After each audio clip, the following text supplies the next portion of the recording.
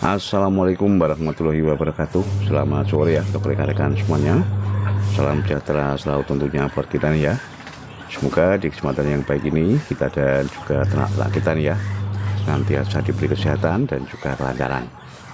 Nah, untuk sore kali ini ya rekan-rekan semuanya, seperti biasanya ini ya, sebelum kita memberi makan atau menunggu jam makan ya untuk ternak-ternak kita, sambil lalu nanti kita akan coba jawab ya request dari salah satu rekan kita ini yang kemarin menanyakan mengenai masalah ciri-ciri dari indukan maupun pejantan yang sudah menua. Nah itu ya, tentunya nanti akan kita jawab ya sesuai dengan apa yang kami tahu tentunya, dan juga sesuai dengan apa yang kami alami.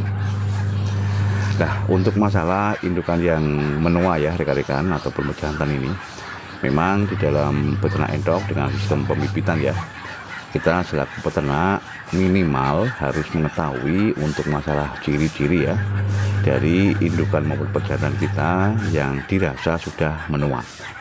Nah, hal ini tentunya ada kaitannya ya dengan masalah produksi dan juga intensitas perkawinan terhadap pejantan-pejantan kita itu. Nah, untuk cara ya mengetahui apakah indukan tersebut sudah menua atau masih layak ya kita kelola, ada beberapa hal yang harus kita ketahui.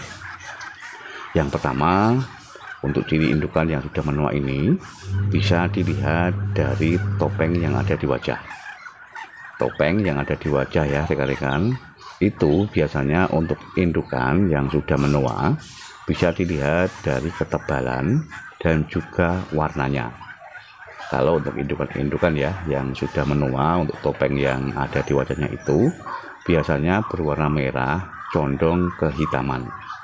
Berarti untuk warnanya itu warna merah yang kehitam-hitaman ya rekan-rekan, dan diikuti juga dengan ketebalan dari topeng tersebut. Nah, itu yang bisa dijadikan sebagai acuan ya untuk bisa melihat indukan-indukan yang sudah menua. Untuk yang kedua ya, ciri yang kedua itu bisa dilihat dari kantong telur yang relatif condong bongsor ke bawah. Kalau kita melihat ya, indukan yang sudah menua itu biasanya untuk kantong telurnya ya atau pantatnya itu relatif cekung tapi agak bongsor ke bawah. Nah, itu dikarenakan berarti indukan tersebut sudah beberapa kali ya melakukan proses produksi telur atau sudah berulang kali ya melakukan proses pengeraman. Nah, itu yang perlu diketahui oleh rekan-rekan semuanya. Nah, ini juga ya untuk pertanyaan dari salah satu rekan kita ya, apakah untuk ciri indukan itu yang sudah menua maksudnya bisa dilihat dari kondisi bulu-bulunya.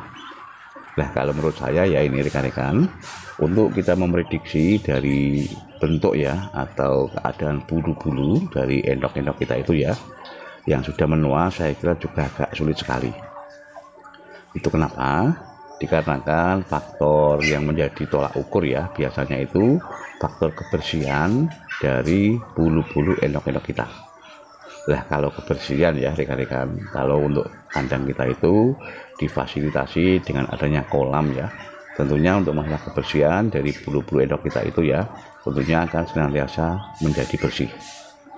Tapi kalau tidak ada kolamnya, biasanya walaupun endok muda pun itu biasanya untuk masalah bulunya akan sedikit berwarna kusam. Nah, itu yang perlu diketahui oleh rekan-rekan semuanya. Nah, sekarang kalau kita melihat untuk masalah pejantan yang sudah menua.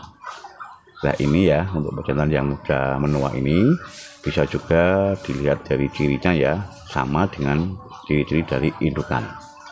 Tapi yang membedakan ya untuk masalah bongsornya kandung pantat itu tidak seperti indukan. Untuk masalah topengnya yang ada di wajah itu ya bisa dilihat ketebalannya dan juga untuk bentuk warnanya. Tapi yang membedakan ya rekan-rekan ini biasanya untuk endok pejantan di bagian kepala bagian belakang ya sampai ke leher itu biasanya akan ada topeng yang muncul. Biasanya untuk keadaan belakang kepala ya atau leher itu untuk bulu-bulunya yang sudah menua itu biasanya akan sedikit hilang.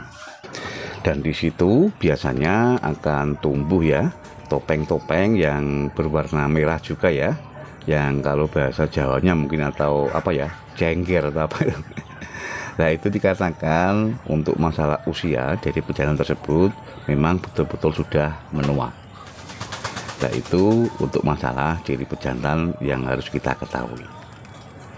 Untuk selanjutnya juga ini ya, untuk rekan-rekan semuanya, ciri yang lain ini ya, yang bisa dijadikan sebagai acuan bahwa saja untuk pejantan endok ya, yang sudah usianya menua, untuk masalah kerapian dari bulu sayapnya itu biasanya condong agak berantakan. Nah, biasanya akan condong menjadi kasar ya, dan situ untuk bulu-bulu sayapnya itu biasanya tidak rata atau condong tidak beraturan. Nah, itu ya perlu diketahui juga oleh rekan-rekan semuanya, bahwasanya untuk ciri dari endokan untuk pejantan ya yang sudah kategori menua itu juga bisa dilihat dari masalah bulu sayapnya. Nah, itu tadi ya untuk rekan-rekan semuanya mengenai masalah ciri dari indukan maupun pejantan yang sudah berkategori menua. Nah, kemudian juga itu adalah versi dari kami ya yang ada di kandang tower, dan silahkan saja untuk rekan-rekan semuanya ya bisa menambahi apabila dari apa yang tadi saya sampaikan itu masih banyak untuk kekurangannya. Nah, ini juga ya sekalian akan saya jawab ini pertanyaan dari salah satu rekan kita yang menanyakan mengenai masalah siklus produksi dari indukan-indukan entok di dalam satu periode. Maksudnya di dalam satu periode produksi ya, untuk indukan endok itu membutuhkan waktu berapa hari. Nah, ini ya akan saya jawab sesuai dengan apa yang kami tahu ya, bahwasanya untuk indukan endok itu di dalam melakukan proses produksi ya dibutuhkan waktu kurang lebih sekitar 75 hari. Dan untuk detailnya ya, untuk masalah pembagian fase-fasenya itu di video kami sudah ada ya. Silakan untuk rekan-rekan semuanya melakukan scroll ulang ke bawah ya. Nanti akan ditemukan ya salah satu video yang membahas mengenai masalah siklus produksi dari indukan entok di dalam satu periode. Nah, di situ ya nanti akan kita jelaskan mengenai fase-fasenya ya, sekaligus juga mengenai masalah waktunya sampai untuk indukan kita itu bisa melakukan produksi DOE.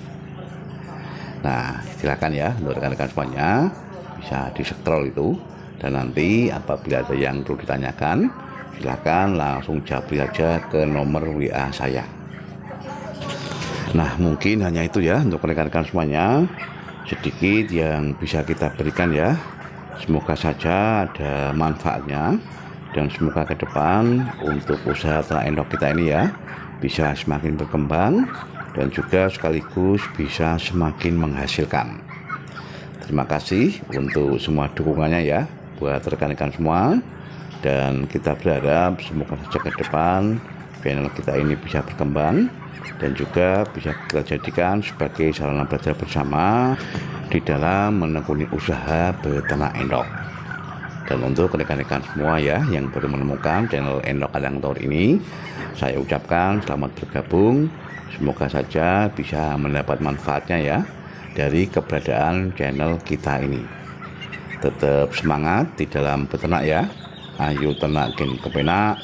Wassalamualaikum warahmatullahi wabarakatuh.